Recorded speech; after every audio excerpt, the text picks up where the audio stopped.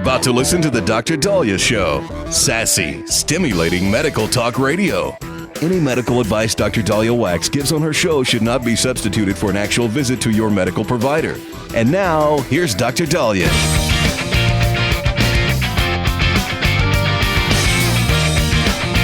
All right. We are back on the Dr. Daliah Show. Thank you all for tuning in. 1-877-Dr. Dali, 1-877-DOCDALI. So interestingly, I still every now and then get patients who actually want my opinion. You know, if that has changed in the last many years where people don't respect doctors, they aren't seeing their same doctor. It's always a different person every time, so they're not bonding. They don't necessarily trust them, especially with what happened during COVID and the back and forth between mandates. And so, but I still every now and then have a patient that really, really wants my endorsement or wants my thumbs up. And oftentimes it's related to marijuana, where they will call up the telemedicine company I work for, or I work for a couple of them, and they'll say, look, yeah, I have a high deductible or I don't have insurance. Can I use pot for this? Can I use weed? Are you okay with that? Will you give me permission? Now, you know, it's interesting. As a mom of two boys, you know, my boys are of the age now where they don't ask my permission. They even, in fact, anything I say, they look at me like I'm ready to be put into a nursing home. Nobody asks for my permission anymore. So when a patient does ask for my permission, I'm like, oh, okay. Wow. Okay. So I guess I still have some respect coming to me and some authority in some manner, but I do not give permission to use marijuana. And I know a lot of you are upset about that. And it's because I can't. It's technically not legal federally, and it's not risk-free. And so even though people want to use marijuana for sleep or for anxiety or for nausea or for mental health issues or for muscle spasms, now I can't, you know, especially from a physician that works in multiple states, blanketly say, go ahead and use some random cannabis. I can't do that. I don't know what you're getting. It's not FDA approved. I don't know if it's tainted with anything or laced with anything. And there was a patient that called a couple days ago saying that he needed a note to go back to work. And I asked, okay, well, why? What happened? Why were you off work? And he had a major psychotic episode after using marijuana.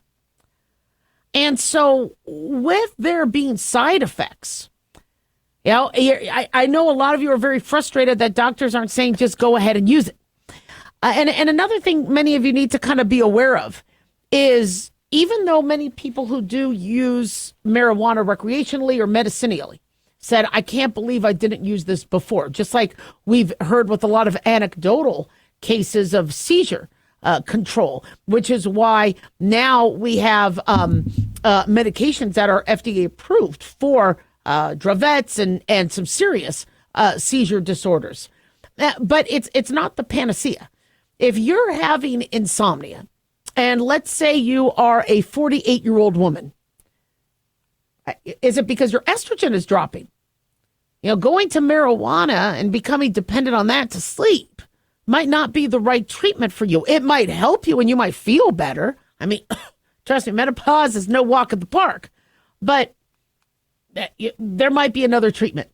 If you are having severe muscle spasms, I can't tell you how many people who have told me that they were self-treating their muscle spasms with marijuana only to later find out they had MS, multiple sclerosis, or something else, or neuropathy. I've had patients who were never diagnosed with diabetes because they treated their foot pain or their neuropathy with marijuana on their own. And I don't make any money telling you guys to go to a doctor and get yourself, or a medical provider, and get yourself examined. That I'm licensed in Wisconsin and Iowa and Mississippi and Alabama and multiple states. Nobody goes, Daliah, thank you for telling them to go to a random physician. I'm going to now pay you a kick. No, that doesn't happen. And people are very reluctant to go and see a medical provider. Well, it's going to cost too much. I could go and use marijuana and it'll manage my symptoms. The medical industry is not ready to say you could forego a workup, forego an exam, finding out what's wrong with you to use marijuana. Now, the medical system wants us to do that. They want us to do that badly. If you have pain, rather than spend money on an orthopedic specialist, a neurologist, a pain management specialist, MRIs, they would love it if patients just go and self-treat. That's one of the reasons why we have a big problem with alcohol, big problem with narcotics, problem with marijuana, because people are self-treating. See, I'm of the mindset, let's figure out what you have. Let's figure out what you have, do what we can to treat. Excuse me. And if we cannot control you legally, we ask for permission in the states that allow, medicinal marijuana or whatever, to be considered as an adjunct to your care. That's not what's happening. People don't have health insurance, or the health insurance they have is ridiculously expensive, high deductibles. They can't find a doctor, so they're using telemedicine. And I'm grateful for telemedicine being there because people get access to a medical provider, but they want their telemedicine provider to say, that's good. Go ahead. Why don't you try some pot? Try some this. People are longing for the old-time doctors who said, look, if your cough is bothering you, take a little brandy. Take a little schnapps. You have a Bible cyst, take the good book and smack it. People want the MacGyver medicine, where they could just find something in their house, grab some super glue, and sew up their own cuts. But we can't do that. We doctors can't recommend that because we'll get sued and we'll lose our license. If you cut yourself and I say, go to Home Depot and get some super glue or Gorilla Glue, I could lose my license. If you're having severe neuropathy or muscle spasms and I tell you to just go and get some weed, again, I could lose my license. Now, people ask, what's Trump going to do in terms of marijuana? Will it finally be federally allowed? Well, it's still a scheduled substance, and we do know that Trump is supportive of legalizing marijuana, but he wants it studied more. He wants us to look at it more. So it'll be interesting to see if RFK Jr. also takes that on. 1-877-DOC-DALIAH, don't go away.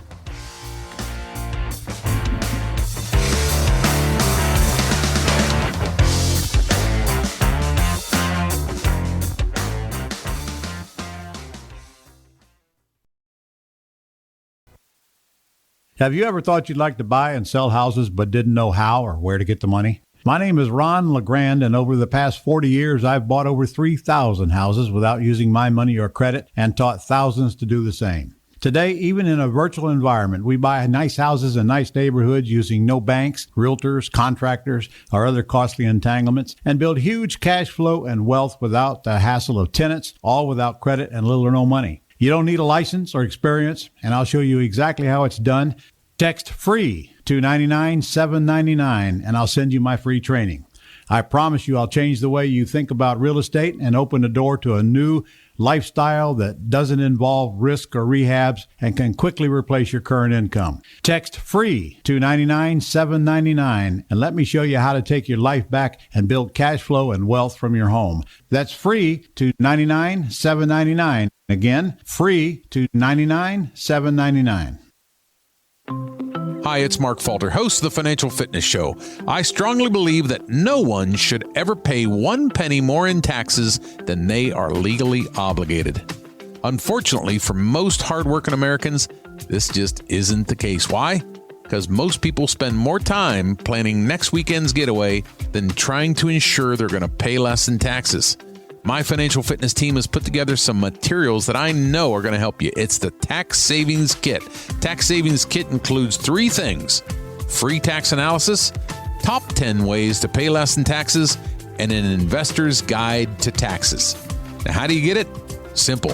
866-764-2635. Again, 866-764-2635. I'm Mark Falter. This is Financial Fitness, making personal finance profitable.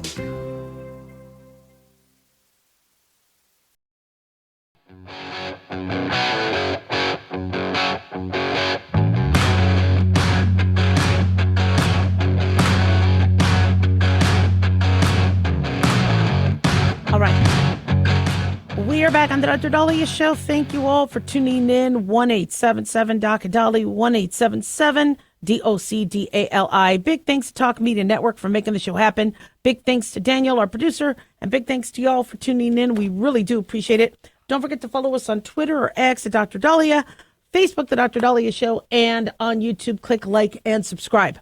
So I get to speak to a lot of young people because I teach, I mentor, and, my sons are Gen Z, and I'm just around a lot of Gen Zs. And, my boys do want to get married. They're of the mindset that they do want to get married. But there's a lot of men out there and women out there that look and see what happened with their parents. And marriage does not look like what it used to be chalked up to be. And having a lot of friends of mine who have been divorced, the younger generations are seeing our generation. Well, I'm Gen X, so Gen X, baby boomers, older millennials going, oh, no. A divorce is worse than anything that could ever happen. There was a patient that called up whose divorce has been going on now for years. And his wife has been accusing him of things that he's not doing. And he's just never had anxiety, never had depression. And now it's just, he can't take it anymore. And I look at this and I'm blown away because I've been married now 20 some years. I have to do the math. But if I do, that also ages me. So let's just say we've been married over 20 years, over 25 years. We got an anniversary coming up. I could never imagine divorcing him. But I could imagine how bad a divorce could be based on what my friends have gone through. They don't get to see their kids. Another woman or man enters the household and now has access to the kids, can punish them, can manipulate them. I always wondered about, how could I protect my kids if somebody else ends up coming into their household and I'm not there? If I ever broke up with Corey or vice versa. And that's very unsettling. It's also very unsettling that a person that you have sworn your life to, and in sickness and in health till death do you part, could then turn around and be your biggest enemy, your only enemy. And they know a lot about you.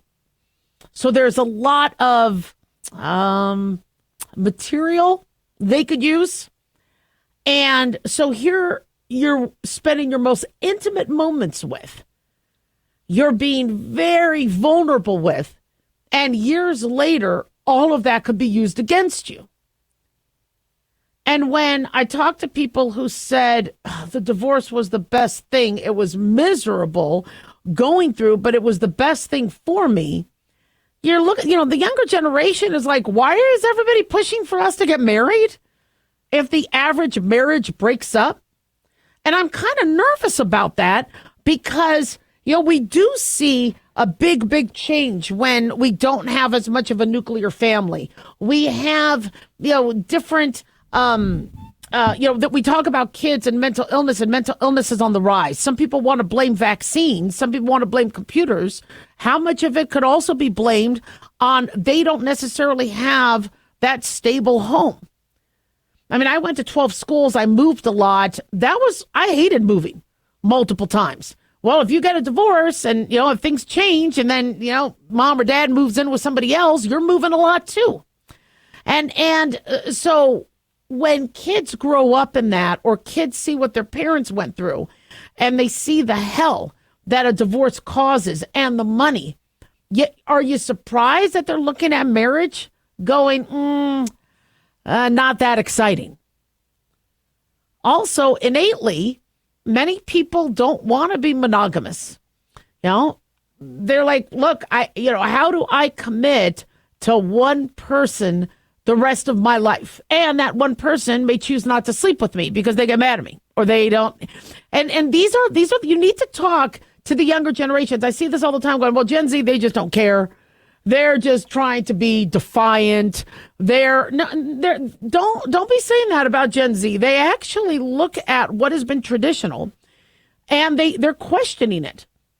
Do they really have to go to a school such as the one where Luigi Mangione went to, where you have teachers praising him for murder?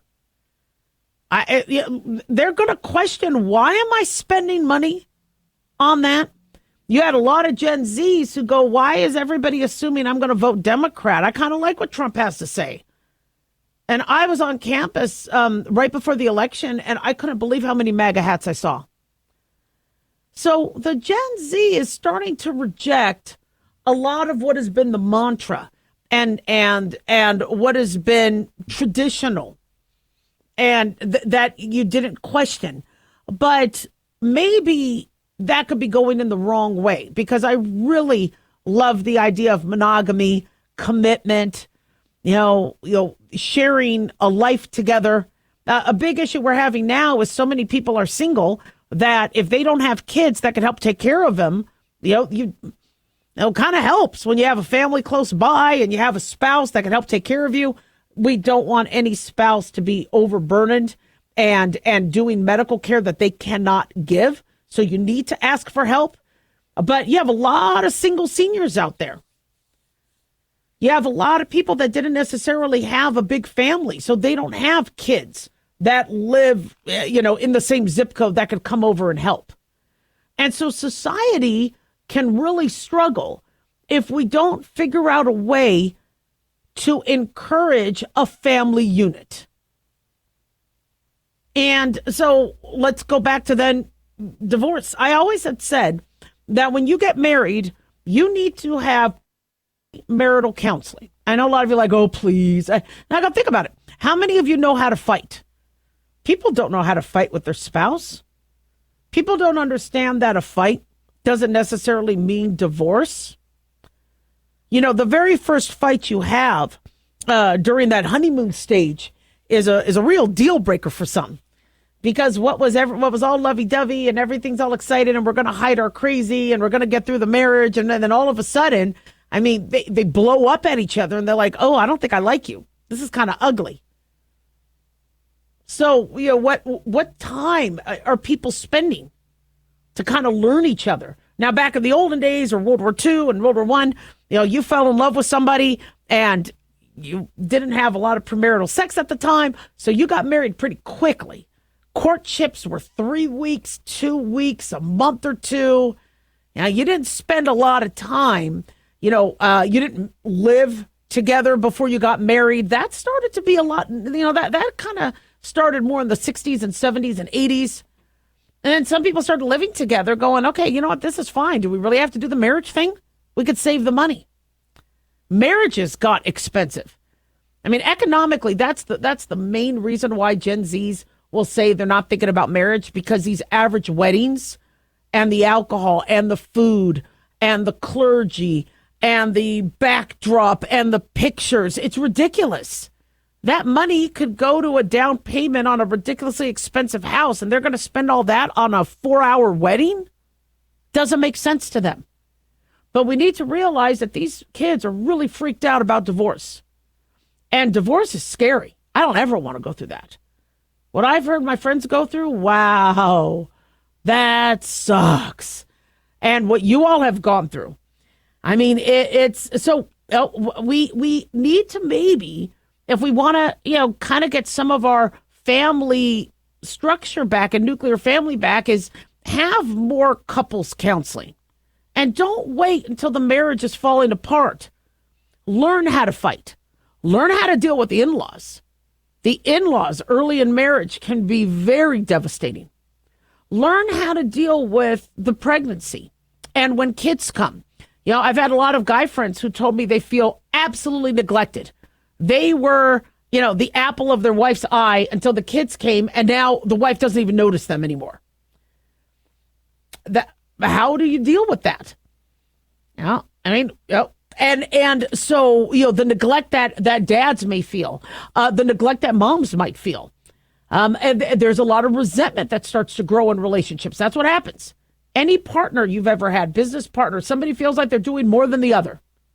So these are things that could be premaritally taught, educated, explained, and even managed. And say, look, when this happens, and it's going to happen, it's common, very normal. How are you going to deal with that? But right now, people are just jumping in and spending a lot of money, and then they fight, and then they go after each other, and it's a mess. 1-877 Doc Dali.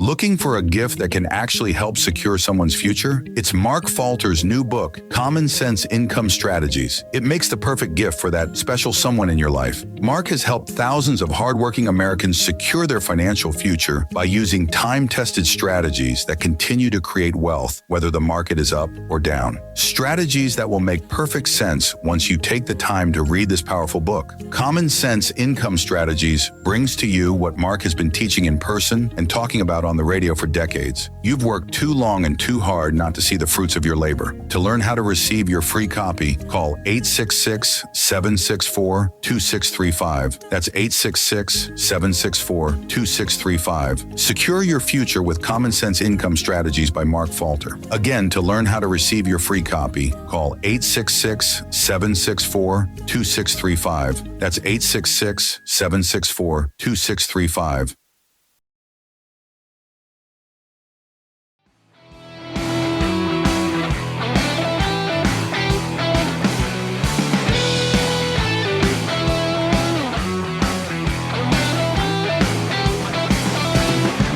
All right, we are back on the Dr. Daliah Show. Thank you all for tuning in. 1-877 Doc Dali, 1-877 DOCDALI. So we are having a rise in tocophobia. You guys know what tocophobia is? It is fear of childbirth. And we are having more and more women so scared of going through what they saw Rachel Green went through on Friends or any other movie where somebody went through childbirth and was screaming and in pain, although it only lasted like a minute in the movies or in Hollywood. But people are so fearful of that pain that they don't want to get pregnant and they don't want to have kids. And it's real. In fact, you also have individuals who are pregnant that are so fearful of childbirth that they're asking for C-sections.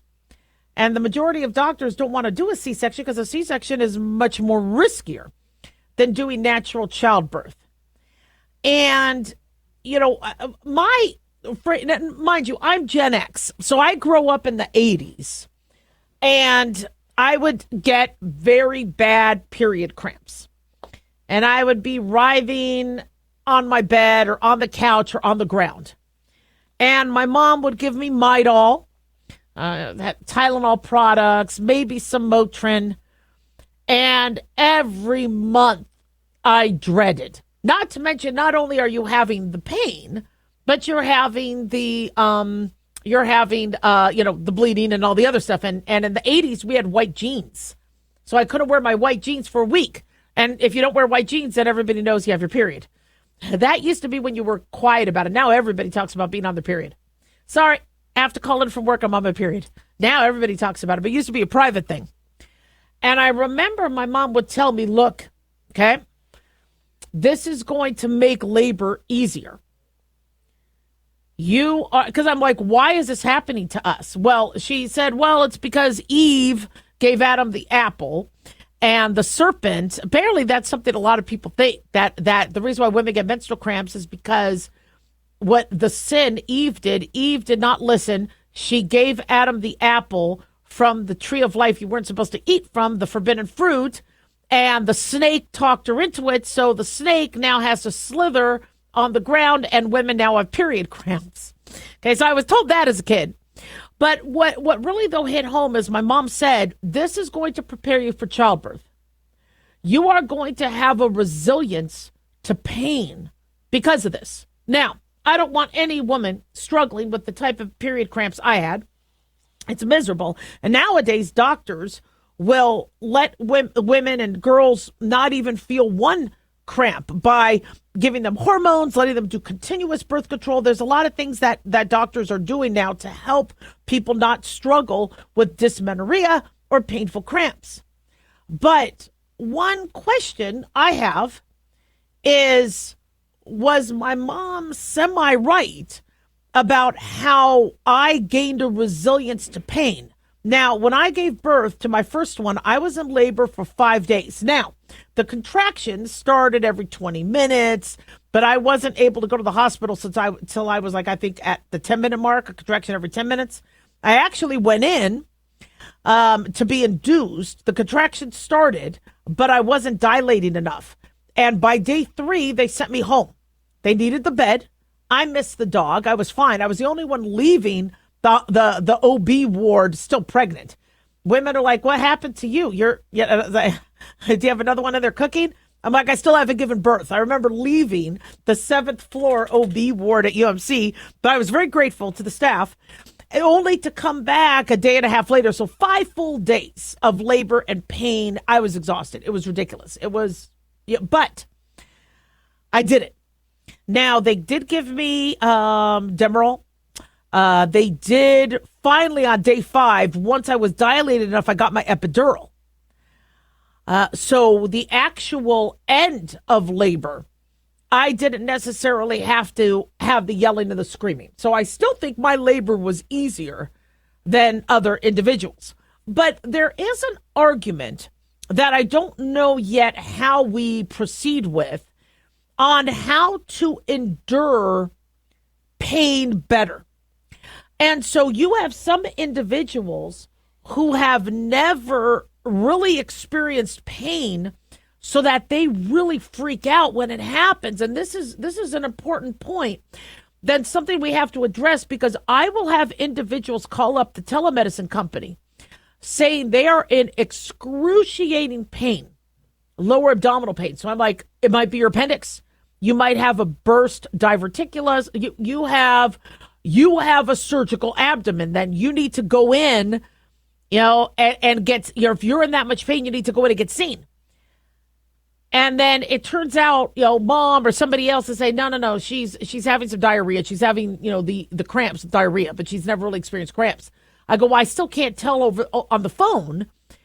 But if you haven't, felt pain before, we always ask you on a scale of 1 to 10, how bad is your pain? The reason why we ask you that is because we are assuming you have had different levels of pain in your life, so you could compare this pain to another.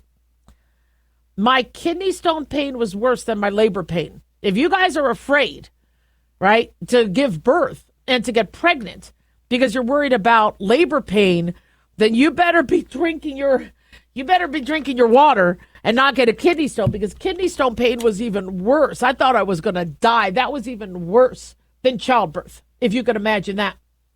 So, are we doing our women a service by helping stop their period pain so they could work, so they could function, so they don't have to be always taking medications, and that could be hurting their liver and kidneys and getting the headaches and getting all the issues? Are we doing them a service, preventing their periods and not having them have that pain? Or are we doing a disservice by them not building up a resistance to pain? 1-877-DOC-DALI, 1-877-DOC-DALI. It's not for me as a doctor to tell somebody to be in pain. It's my job as a doctor to get people out of pain. But we are having this tocophobia that is now pervading people's life choices, decisions to have babies. And the interesting thing is your second pregnancy goes a lot easier than the first. But the first pregnancy is going to be tough. And it's going to be a longer labor, especially the older you are when you start. And people fearing that, going, I don't even want to make a baby. It's concerning. And maybe it's because TV and movies made it, what's the word for it? Where they romanticized it and they made it comedic, and maybe people are not getting a realistic picture. But the truth of the matter is it's painful. I mean, I would never want to be the man, though, because my husband was sitting there like helpless. You could see he wanted to help me, and I was writhing in that labor bed in pain, and I was just waiting. And I knew, but here's the thing, though: when you're in that much pain, you know there's a life depending on you. And so I had no problem getting pregnant again, wanting to get pregnant again, because I knew a baby needed that. And when you're a mom, what you will do for that child is amazing. But now you start to wonder if individuals don't even want to have the baby because they're fear of pain, how do they get that resilience? That's one of the reasons why we have a lot of dependency on pain medications and sleep medications. Yeah, I mean, we used to bear through our, back pain and our headaches and now it's as soon as we feel pain, we take something. So I think we need to have some pretty honest conversations about what is the best way to proceed. And I'm not saying everybody needs to suffer from painful period cramps. No, if you suffer from that or you have endometriosis, if you don't have to suffer, why suffer? Life is too short. So I do support doctors helping patients through dysmenorrhea. But we do have to have a discussion about, are we preparing them for nature and for life?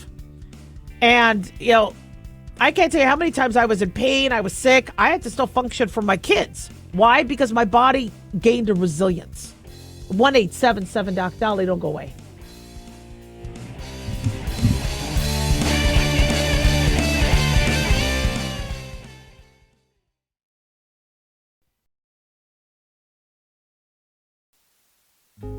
Hey guys, it's Clyde. We've had a lot of requests for Ground Zero merchandise, so we put together an online store with a big variety of high-quality items. I'm really excited to let you know about these things. We have a lot to offer you and your loved ones. In addition to our regular apparel, such as t-shirts, beanies, hoodies, and hats, we've expanded our product line with posters, flags, aprons, mugs, and a whole lot more. We also have Ground Zero collectibles along with a limited edition of items like a Clyde Lewis canvas portrait, a Ground Zero embroidered jacket that will certainly make for great gifts and for interesting conversations with family and friends. And we now offer publications such as Ron Patton's book about mind control, MK Zine, and back copies of the official magazine of Ground Zero while it was in print. Paranoia, the Conspiracy Reader, also coming in 2023, are updated and revised books that I've written. There's a secure and easy-to-use shopping cart for your purchases. So shop today at our official store by going to groundzeromerch.com. Again, that's groundzeromerch.com. Hey guys, it's Dr. Daliah. Fantasy football season is coming, but sadly, too many of you are taking the bench while the country takes part in one of the most exciting and lucrative industries out there. Don't know how to play? Well, huddle up and listen. Paul Kalikas and I have written a fantasy football pocket guide for beginners. This book walks you through the basics and shows you how simple and lucrative joining or creating a fantasy football team can be. Read our fantasy football pocket guide for beginners found on Amazon or follow the links on X and Facebook. That's Fantasy Football Pocket Guides for Beginners. Don't be left out. Increase fuel economy up to 7.9% with Hot Shot Secret Gasoline Extreme, the solution to maximize your engine's performance and fuel economy. Whether you're driving a sports car or a daily commuter, Gasoline Extreme is specially formulated with PEA to deep clean. Don't settle for an average driving experience. Upgrade to Hot Shot Secret Gasoline Extreme and go further on each tank. Order now on Amazon or HotShotSecret.com. Hot Shot Secret, powered by science.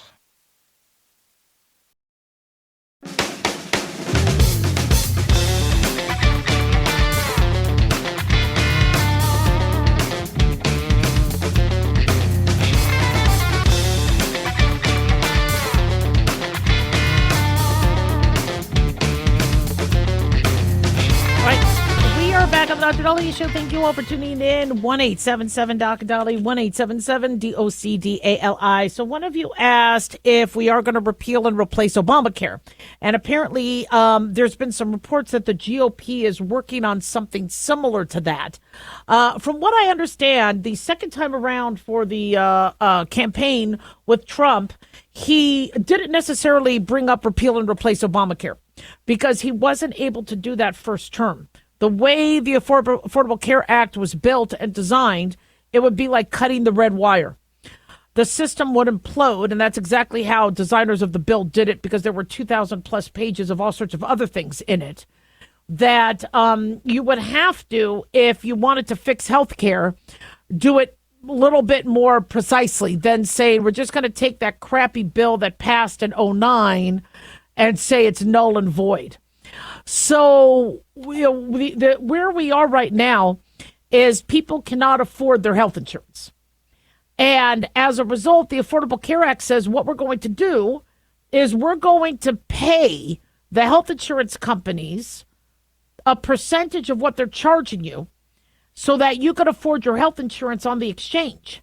Meanwhile, the rates went up and they went up and they went up. So insurance companies could get more money and more money and more money. Yet the average American says, look, even with the exchange, I'm not getting cheap health insurance. My deductible is still high. So we have so many underinsured people that somebody needs to do something with Obamacare. One positive thing with Obamacare was protecting pre-existing conditions. I like that, and I hope we still maintain that. And making sure that physicals get covered. I thought that was ridiculous that somebody would come in with a 4 physical and insurance wouldn't cover that. The problem is the physical that you think you're getting is much bigger than the physical you actually get for free on Affordable Care Act. But at least you're getting a physical. But so much of it really hurt our healthcare system, which is why I think the Affordable Care Act killed healthcare. And possibly was the first step to us going socialized, which I really don't want to do. I do not want us going socialized. So when one big dangling carrot was we're going to expand Medicaid. So if we expand Medicaid, if you repeal and replace it, then you kick all these people off Medicaid. Well, this is what the Republicans are doing now. They're like, well, who is still on Medicaid? We expanded Medicaid because there was a horrible recession. And that recession went on until 2015. And if people didn't have health insurance or jobs, then they could get on Medicaid. Medicaid is not for people who are physically disabled. Medicare is for that. So people on Medicaid are healthy overall. And so it should be temporary. The recession ended in 2015. So they should have been able to get jobs. Then COVID happened. But why are, we have 76 million people on Medicaid? Well, it's because the Affordable Care Act didn't work. The insurance is unaffordable. The deductibles are ridiculous. So to fix the Affordable Care Act, we probably need to stop incentivizing these health insurance companies to keep increasing their rates, because then they get more money. So the higher their rates are, the more money they get through the Affordable Care Act. So what's to stop them? Now, originally in the bill, especially like in California, they said, well, you have to show us why you're raising your rates. There has to be some transparency, which I liked and made sense. But they said whatever the insurance companies showed, they were like, oh, I guess you're good. It is costing you that much. But I'm looking at these insurance company buildings. I'm looking at the real estate. I'm looking at the salaries they're paying. There's a lot of waste, fraud, and abuse. And so what the GOP wants to do is look at waste, fraud, and abuse with some of these bills that went through. And so, yes, they could start to limit the gravy train going to insurance companies. I mean, remember the millions upon millions of dollars spent on the websites and all the advertising and campaigning for it. With that money, you guys could have opened up clinics across the country, had doctors staff it, either pay the doctors or have doctors get free medical licensing and CME for a 1 day a month volunteering. All these old CTs and MRIs that get traded out for newer, have those donated to each city sector for there to be CAT scan and MRI. I mean, there's a way to do this. But no, it was much easier to say, we're going to just pass a bill and pay the insurance companies more money. So when people say, oh, the GOP is working to repeal and replace, I think what they're doing is they're trying to figure out, how do we get the deductibles back down? How do we have able-bodied Americans back at work and getting on employer-based health insurance. What is the money being spent on? Let's look at the federally subsidized insurance marketplaces. Is there fraud or abuse? And let's stop that. So, there's the Senate is now looking at the bill. I believe, let me see, this comes from the Washington Post. They say that Republicans found more than $800 billion over 10 years in savings from Medicaid and the marketplaces. So, and I guess the Senate is now considering that and making changes. Then it'll go back to the House. But, we have Medicare for people who are not able-bodied. But for those with Medicaid, if they work, then they pay taxes. They also are healthier. Are these individuals not working? With Medicaid, you don't have medical conditions. This is more for people who can't afford health insurance. So there being a work requirement shouldn't necessarily be that big of a shock, because the average person on Medicaid wants to work and be productive. And so then why would anybody be against that? And it's not a 40-hour week. It's 20 hours, they've suggested. So part-time. Now, what happens if they don't work? Well, then you need to see, if you're medically unfit, then you go on Medicare. But if, you don't want to work, by choice, and you're able-bodied and you don't have kids, now there's some splaining to do. Especially when that money could go to homeless veterans or go to our VA or go to, areas that really, really need the money. So, our healthcare system is an absolute cluster. We have got to fix what we have right now. It is not working. People are not going to the doctor.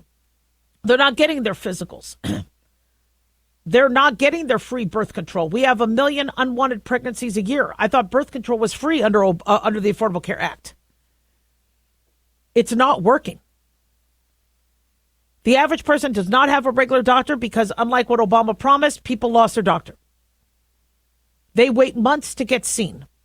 You could wait months in Canada. You could wait months in Europe. Wasn't supposed to be the way with America. But it's because now most doctors are salaried, so they limit the amount of I just saw whoever needed to be seen because it was my clinic. I mean, we waited until the doors closed. But, when you work for somebody, you're like, well, I don't want to see more than 12 a day or 15 a day. So I would see 25, 30 a day. Those doctors rarely exist anymore. So, yeah, fewer numbers mean fewer options to get seen. And mind you, I would rather doctors have a really nice, ample amount of time to get the diagnosis right. But as a result, people are just using telemedicine, saying, I'll just have somebody over the phone figure out what's wrong with me. I had a woman the other day whose neck had a huge mass. And I'm like, can you please go to a doctor and get this checked out? I was afraid it was cancer, and it was a young woman. If they're not being seen, people aren't diagnosing them. 1-877-DOC-DALIAH. Don't go away.